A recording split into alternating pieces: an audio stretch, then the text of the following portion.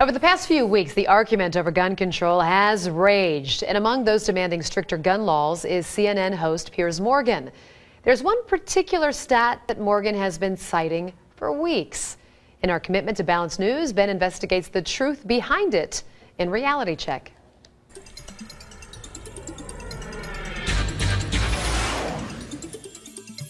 Last night on CNN's Piers Morgan Tonight, Morgan interviewed radio host Alex Jones. And to say it was wild, well, that would be an understatement. Here's just a small clip. Answer this question. How many Why'd you get fired from the Daily Mirror for putting out fake stories? You're a hatchet man of the New World Order. Let's try again. How many gun murders were there? Oh, you're going to ban your fist now? In Britain last year.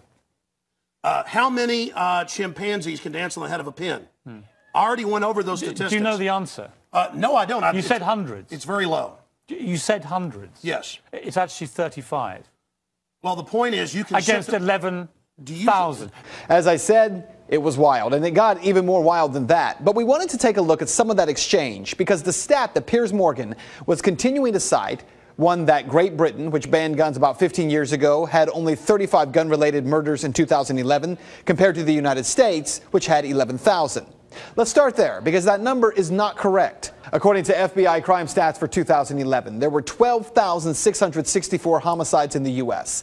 Of those, 8,583 were caused by firearms. But of those, 400 are listed as justifiable homicide by law enforcement, 260 justifiable homicide by private citizens. On the other hand, it is true that percentage-wise, Britain has a lower gun homicide rate.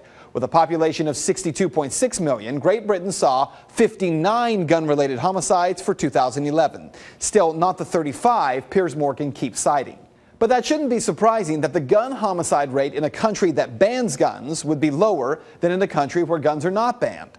Where the argument falls apart is when you attempt to claim that fewer guns equals less crime. The U.S. has the highest gun ownership rate in the world, an average of 88 guns per 100 people. That puts it first in the world for gun ownership. Yemen is second with 54.8 guns per 100 people. So that means the U.S. has the highest gun murder rate as well, right? Well, no. Honduras, El Salvador, and Jamaica have higher rates. So do 24 other countries. The U.S., despite being number one in gun ownership, is number 28 in gun homicide with a rate of 2.97 per 100,000 people. Of course, Piers Morgan isn't calling for the U.S. to be more like El Salvador and Honduras. He's calling for us to be more like Great Britain. So what do the numbers look like there? The UK has the second highest overall crime rate in the EU. The UK has the fifth highest robbery rate, the fourth highest burglary rate. But more importantly, the EU named Britain as the most violent country in the EU.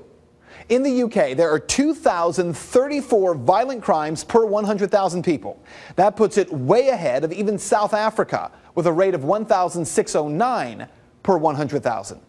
In the United States, we're not even in the top 10. The U.S. has a violent crime rate of 466 crimes per 100,000 residents. So what this means for you is that while people like Morgan insist that the U.S. can learn from Great Britain, well, maybe we can. What we might learn is that violent crime is not the result of a gun or any tool. It is the result of the heart of men and women. And that is Reality Check. You can find the sources for the story posted on our website at fox19.com. If you'd like to make your voice heard in the story, head over to Ben's Facebook page. Find it by searching Ben Swann. And we are also putting a link to the full interview between Piers Morgan and Alex Jones. It's two parts. It's worth watching it. I was reading it last night. You need to watch it, though. You need to watch it. You have to watch it. Yeah.